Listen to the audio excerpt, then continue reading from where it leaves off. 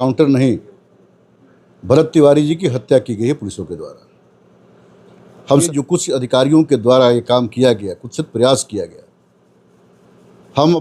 भरत तिवारी लड़ रहे थे, उन सैकड़ों गांव के लोग वहां आवाज़ देके चिल्ला रहे थे कि इसको आवाज़ दबाने की कोशिश नहीं की जाए, जो आज भी गवाही देने के लिए तैयार है। तो देखिए, भोजपुर जिला अंतर्गत शाहपुर थाना के बिलौटी गांव में जो घटना घटी, भरत तिवारी जी की जो इनकाउंटर की बात कही जा रही है पुलिस के द्वारा, बिहार में हमारी राष्ट्रीय जनतांत्रिक गठबंधन की सरकार जो न्याय की सरकार है, अपराध मुक्त बिहार सरकार की नीति है, हम अपराध मुक्त बिहार बनाएंगे। वैसी परिस्थिति में मैं मानता हूं कि यहाँ इनकाउंटर नहीं, भरत तिवारी जी की हत्या की गई है पुलिसों के द्वारा। हम सरकार की आज माननीय मुखिया समाज चौधरी जी को धन्यवाद भी देता हूं, जिन्होंने आज न्यायिक जांच का आदेश भी दिया है। साथ ही मैं माननीय मुख्यमंत्री से आग्रह भी करना चाहता हूं कि जो न्यायिक जांच हो पब्लिक डोमेन में हो। न्यायिक जांच किस ओर हो रही है, क्या हो रही है, और न्यायिक जांच की का परिणाम पब्लिक डोमेन में स्पष्ट होना चाहिए। दूसरी बात जो स्पष्ट है, जो भरत तिवारी जी के द्वारा, कि भरत तिवारी जी अपनी लड़ाई नहीं लड़ रहे थे। भरत तिवारी जी जो सरकार की नीति है अंतिम पौदांतक विकास की, जो हमारा आज 12 साल बेमिसाल सरकार की चल रही है आदरणीय नरेंद्र मोदी जी की, जिस सपनों को साकार करने के लिए भरत तिवारी जी लगातार संघर्ष कर रहे थे। जिन गरीबों को मकान ज़मीन भूमि आवंटित थी वो गड्ढा था, जिन गड्ढों को भरकर और पक्का मकान और गरीबों को देने की बात उनके द्वारा लगातार उठाई जा रही थी, और उस आवाज़ को दबाने के लिए यहाँ के जो एनडीए की सरकार को बदनाम करने के लिए जो कुछ अधिकारियों के द्वारा ये काम किया गया, कुछ प्रयास किया गया, हम अपने माननीय मुख्यमंत्री से आग्रह भी करेंगे कि वैसे पुलिसकर्मियों के खिलाफ अविलंब हत्या का मुकदमा हो, जिन लोगों ने हत्या किया है। ये जब इनकाउंटर की तैयारी पुलिस के द्वारा की जा रही थी, भरत तिवारी जी के द्वारा लाइव चलाया जा रहा था। पुलिस को शायद ये गलतफहमी थी कि यह वीडियो बना रहे हैं, जो लाइव पूरे आज सोशल मीडिया पर आप देख रहे होंगे।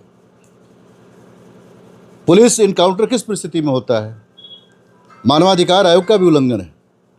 जब हम पर गोली चलाई जाएगी तो हम आत्मरक्षार्थ गोली चलाने का किसी को भी अधिकार है। अगला व्यक्ति जो अपना हथियार फेंक दिया, जिसको लगातार लाइव चला रहा है, और गोली फेंकने के बाद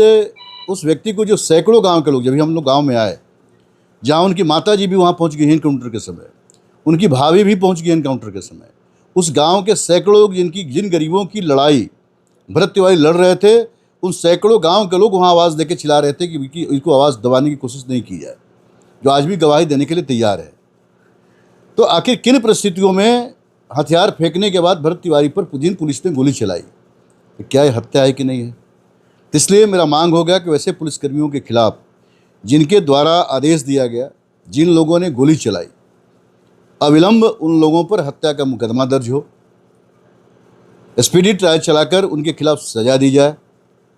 परिजनों को सुरक्षा मुहैया कराई जाए। परिजन जो आज बेहाल है, उनकी माँ है, परिवार में उनके पिताजी हैं, जो पिताजी भी उनके एक पुलिस में थे, सेवानिवृत्त पुलिस के अधिकारी हैं वो, और वैसे परिवार को दंडित करना जिस व्यक्ति पर कोई आपराधिक चरित्र नहीं रहा पहले से।